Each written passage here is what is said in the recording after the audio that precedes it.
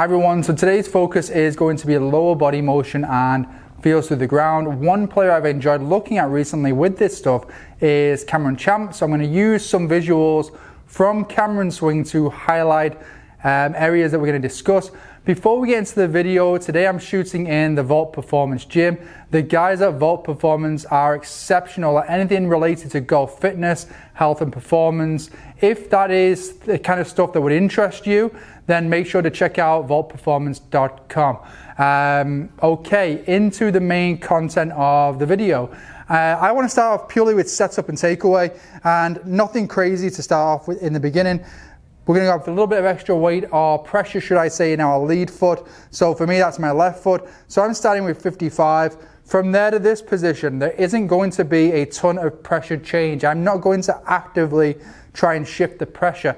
The pressure will change though, as a result of it. I've moved my hands, arms and club out here.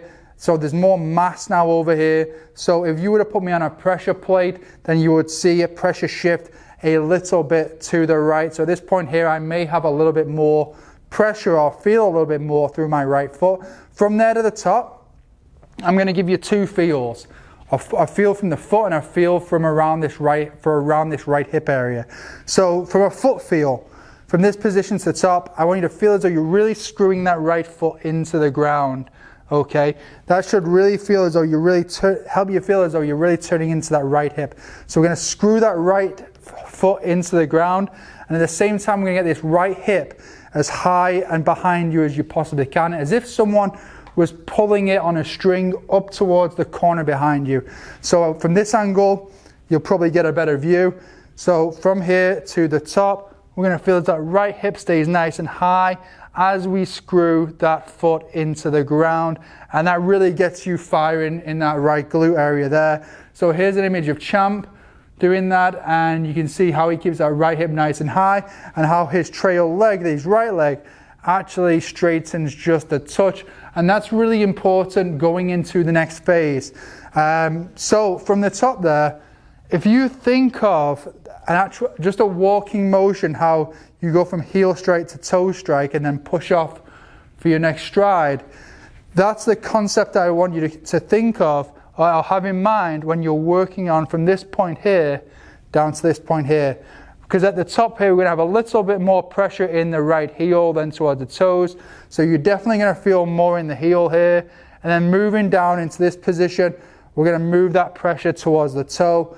And that's what I like to call the push position in the golf swing, because right here, we're ready to push off through the shot. And it's actually pushing off that right toe from here that gets that left hip to move, or just one thing that gets the left hip to move up and out of the way.